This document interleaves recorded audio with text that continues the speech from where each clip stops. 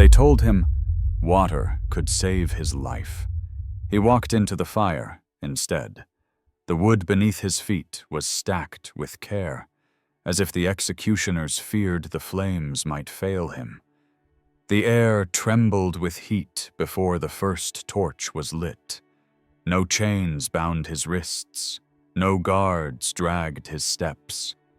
Only the wind and the murmur of 100 watching souls followed him to the pyre. Some swore they saw a faint smile. Others swore they saw nothing at all.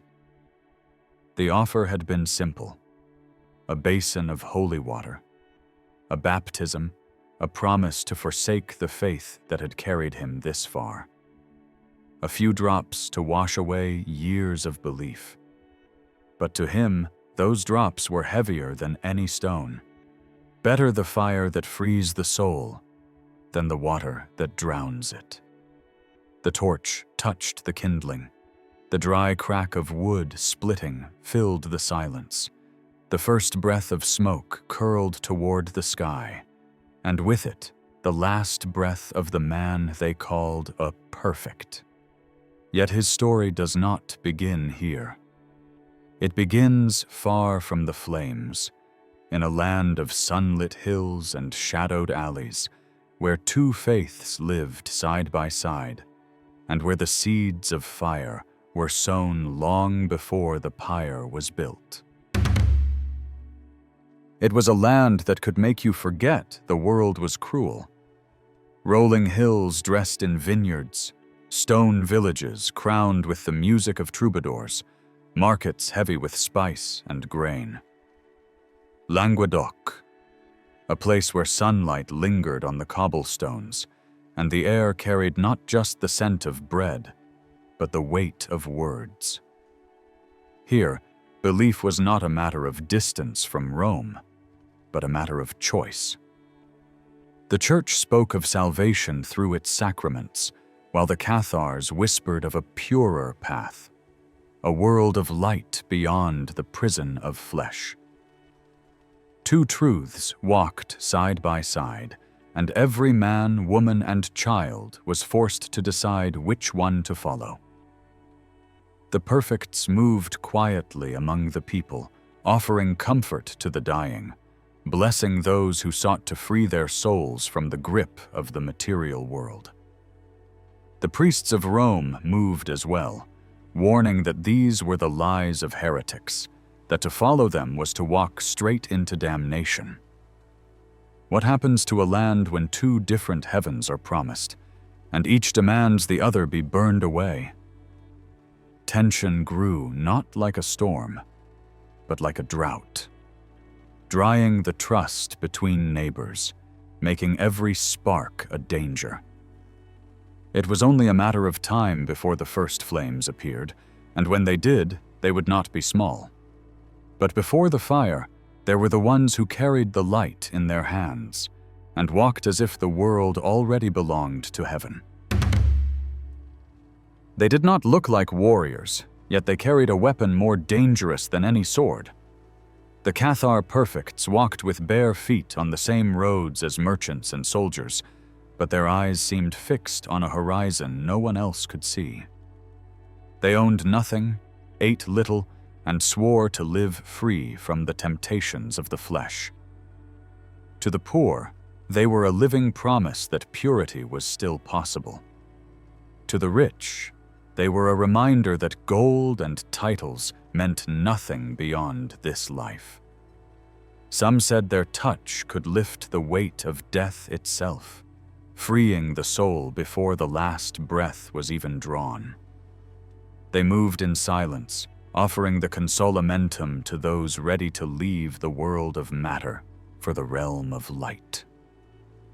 Every act, every word, was a quiet defiance of the Church's claim to be the only keeper of salvation. And in a world where power was measured in obedience, defiance, no matter how gentle, was the first step toward the pyre. Yet to see them was not to see rebels. It was to see people who had already let go of everything this earth could take from them. That was their strength, and it was the reason they could not be bought or broken by threats of death. But the Church had other ways to break what it could not bend, and far beyond the hills of Languedoc, orders were being prepared that would send armies south, not to conquer land, but to erase a belief. The decision was made in halls far from the hills of Languedoc. In Rome, Pope Innocent III sat upon the seat of St. Peter, faced with a defiance he could neither ignore nor forgive. For years, the Cathar Perfects had moved openly among the people, turning hearts away from the Church's authority. Letters had been sent, envoys dispatched, warnings delivered in the language of diplomacy. But the Perfects had not bent, and the bishops sent to reason with them returned empty-handed. The time for words had ended, and when the Church's patience runs out, its mercy runs out with it. The Pope's call went out across Christendom. This would not be a border skirmish. This would be a crusade. The same forgiveness promised to those who fought for Jerusalem would now be granted to any man who took up arms against the Cathars. Knights who had debts of blood saw a path to wipe them clean. Lords with restless swordsmen found a cause wrapped in the seal of the Holy See.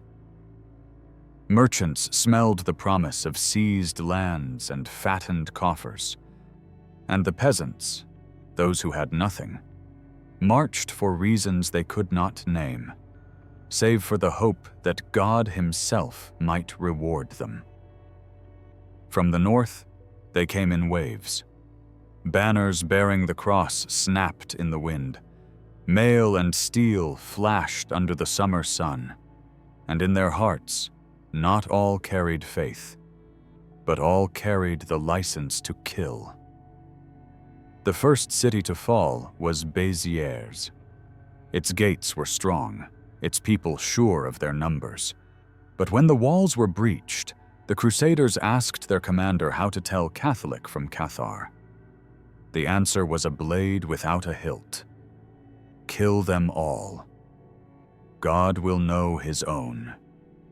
By the time the sun set, the streets had no names left, only corpses.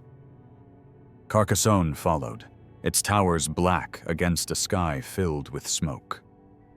Those who survived the siege were driven out, stripped of land and dignity, left to wander the countryside with nothing but the clothes on their backs. Word spread ahead of the Crusaders, turning towns into ghosts before the army even arrived. And yet not all the Perfects fled. Some vanished into the mountains, carrying their faith like a hidden ember. Others stayed where they were, accepting that the flame they carried might one day consume them. But there was one place, high on a crag of stone, where the walls touched the clouds, that seemed for a time beyond the reach of Rome's fire. They thought the mountain would save them. For a while, it did. Montsegur sat like a crown of broken stone against the sky, a fortress carved into the bones of the Pyrenees. Steep paths, narrow ledges, air so thin it made a man feel his sins. Below, the valleys stretched quiet and green. Above, the wind cut like a blade. Inside those walls, the Cathar Perfects found a last horizon. Not safety, just time. Time to breathe, time to pray, time to decide how a soul should leave this world. The Crusader camp crawled up the slopes like frost. Palisades rose, engines creaked.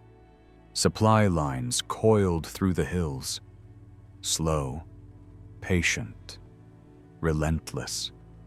They didn't need to storm the heights. They only needed to wait. Hunger is a weapon no wall can parry. By winter, bread broke like stone. Dried beans rattled in empty sacks. Water had to be pulled up in skins, each drop dearer than silver. Mothers learned to keep their voices soft, so children wouldn't hear the arithmetic of the kitchen. A handful for today. A prayer for tomorrow. At night, the wind carried sounds from the enemy fires. Laughter, a snatch of psalm, the hammering of stakes. Ordinary noises that felt monstrous because they belonged to men who were not trapped. Some on the walls grew bitter. Some grew quiet. Some grew holy. Faith sharpens in a siege. Despair does too. There were secret descents down goat paths, messages wrapped in oiled cloth, coins hidden in belt seams. A few slipped out under moonlight, vanishing into the ravines with letters and pleas. But most stayed, not because they cherished the stones, but because they would not trade what they believed for what the enemy called mercy. The perfects walked the corridors like candle flames, visiting the sick, speaking softly over the dying. They reminded the living that matter was a prison and that the door, when it opened, led upward. Even so, hands shook over bowls. Even so, the body kept its vote. No one is only spirit when the cold comes. Snow fell. The slope turned treacherous. The ladders iced. Crusader scouts mapped every weakness, measured every shadow at noon and dusk. Weeks folded into months. The fortress held, then sagged, then simply endured. Sieges don't break stones first. They break calendars. And when a gate finally opens in a siege, it is rarely made of wood. It is made of a choice. At dawn, one bitter morning, envoys climbed to the outer yard, robes stiff with rime, faces set with that particular sorrow of men who believe they are carrying God's will. They did not shout. They did not threaten. They offered a basin. Not yet. But soon. Because before any torch touches kindling, there is always an offer. They did not bring swords. They brought a bowl. It was plain, hammered bronze, the kind a man might use to wash his hands before a meal. But inside it, the water shivered in the cold, catching the pale light of dawn. The envoys stepped forward, robes heavy with frost, eyes steady but not cruel. They spoke of life, of mercy, of the Church's willingness to forgive even now. One act, one ritual, one step back into the fold. The words were carefully chosen, as if mercy were a coin too fine to drop in the dust. It was not said aloud, but everyone knew, drink and you walk away. Refuse and you do not walk at all. What price would you put on your life if the only currency accepted was your soul? Some among the garrison looked at that water and saw a miracle. Others saw a trap. For the perfects, there was no debate. To renounce their faith, even with lips alone, was to rot from within. Better the flames that freed the spirit than the water that bound it to a corrupted world. He stood among them, the man who would later step into fire. He listened, but he did not answer. His gaze stayed on the basin, as if the ripples on its surface might reveal some final truth. The offer was left on the table for 3 days. On the first, there was talk. Low, tense, behind doors and under blankets. On the second, there was silence. On the third, there was only decision. In the end, the basin was still full, but the choice it carried had been emptied. When the gates opened, it was not to let the water in. It was to let the condemned out. And waiting beyond those gates was not the world of the living, but the careful geometry of a pyre already stacked. He did not wait for the sentence to end. He began to walk. The yard opened before him. Packed earth, trampled straw, a corridor carved by the press of bodies. No trumpet, no drum, only breath. Only the hush that falls when 100 hearts hold the same beat. The pyre was not grand. It was careful. A geometry of stakes and kindling, ropes braided tight, pitch brushed where the wood would hesitate. Whoever built it had done this before. He stepped down the first stone stair, then another, the wool of his robe brushing the edges, picking up dust as if the ground wanted a keepsake. A guard shifted, expecting to guide him, but the man did not turn. He followed a line only he could see. No one escorted him. Everyone witnessed him. From the walls, faces leaned into the winter light. Mothers lifted children to their shoulders, then pulled them down again, unsure which mercy was larger, to let them see or to let them remain innocent a little longer.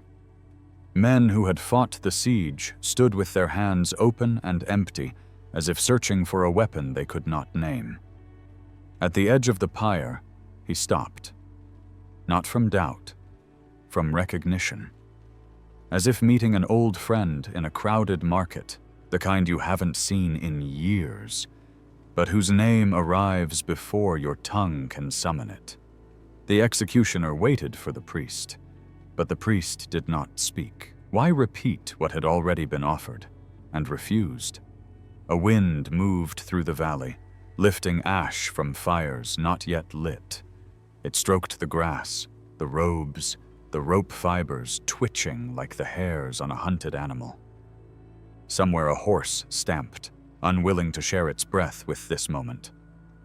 He bowed his head, not to the crowd, not to Rome, but to the God he believed stood separate from this world of wood and iron. A murmur rolled across the yard. Not approval, not hatred. Something older, the sound of people remembering that a body is the last doorway a soul must pass. He walked as if the fire were the only honest thing left. The torch approached. A small, ordinary flame, carried in a gloved hand. The man did not flinch. He raised his eyes and fixed them not on the torchbearer, but on the space just beyond. The place where the heat would arrive before the light. The first contact was not sight and not pain. It was sound, a pop, the quick surrender of resin, then the whispering rush of air being taught how to burn. The flames did not reach for him first. He reached for them. The crowd leaned forward, as if distance could be traded for courage. Some crossed themselves. Others pressed their nails into their palms until the half-moons hurt. A boy hid his face. A girl did not. Smoke braided around his ankles, climbed in patient rings, and the robe darkened, curling like paper that remembers it was once a tree. He did not cry out. Not pride, not performance. A choice. to give the moment nothing that could be taken as defeat. Some swore he prayed. Others swore he never blinked. Heat rose in waves that bent the air. The executioner stepped back, habit carving space between the living and the work they do. On the wall, an old man gripped the stone and felt it warm against his skin, as if the mountain itself were learning what had been decided. What do you call courage when there is nothing to win? What is a victory that leaves no one cheering? The questions traveled through the yard like birds with no place to land. The rope burned through, his hands fell free, but he did not try to climb, or to leap, or to beg. He drew one more breath, a deep, deliberate draft, as if the air itself were a sacrament no church could own. The fire found its voice, low at first, like a hymn mumbled by men who only half remember the words. Then louder. It wrapped him without hurry, a patience that felt like judgment, or mercy, depending on which truth you had chosen. Sparks lifted and fled, bright insects racing into the day. The valley took them, and let them die shallow deaths, one by one, like thoughts that will not survive the telling. Someone in the crowd began to sob, the sound too raw to carry a name. Another made the sign of the cross, and then, ashamed of the comfort, hid the gesture in his cloak. The man in the fire did not shrink from the center. He went to it, all the way in. As if the shortest road home required no turns at all. It looked like surrender. It felt like defiance. In the turbulence of heat, faces blurred. The fortress slid sideways, a mirage caught between rock and heaven. For a moment that did not obey the clock, time loosened its grip. And everyone who watched felt the weight of their own choices settle where it could not be shaken off. When it ended the way all such endings do. Suddenly, then slowly. The body folded, the ropes failed. The fire, satisfied, became only work again. No cheers, no verdict read. Only the sound of kindling collapsing into a shallower shape, and the first brave breaths of people remembering how to breathe. And after the last tongues of flame lay down, after the smoke thinned and let the sky reclaim its color, what remained did not speak, but it pressed itself into the memory of the valley and into the silence that comes when a crowd runs out of words. By morning, the fire was gone, but it had not left. The pyre was a blackened shape on the frozen ground, its edges still warm enough to steam where the frost touched it. The smell clung to the air. Wood, pitch, and something the wind could not carry away. People came in small knots, not in the loud rush of spectacle, but in the hesitant steps of those who are not sure if they are allowed to look. Some crossed themselves. Some stood still, hands buried in their sleeves as if holding on to their own skin. You could tell who had watched the night before. They were the ones who kept their distance. The soldiers dismantled what was left, kicking apart the charred frame, shoving the remains into sacks for disposal. Not out of respect, out of procedure. The church wanted the memory of the man erased as cleanly as the body. And yet, memory does not burn to ash. It smolders. It hides. It waits for air. That day, in the market below, whispers moved faster than coin. A woman told of how he had stepped into the fire without faltering. A shepherd swore he saw no smoke from his mouth, only the shape of a prayer. A child, too young to know the weight of what he'd seen, asked his mother why the man didn't run. When a death leaves more questions than answers, it doesn't end. It lingers. In the months that followed, Montsegur stood empty. The walls stayed, but the heart of the place had been stripped away. The perfects were gone, but their defiance had sunk into the soil, into the stone, into the very air. The church claimed victory. On paper, it was complete, but on the tongues of the people, the story lived.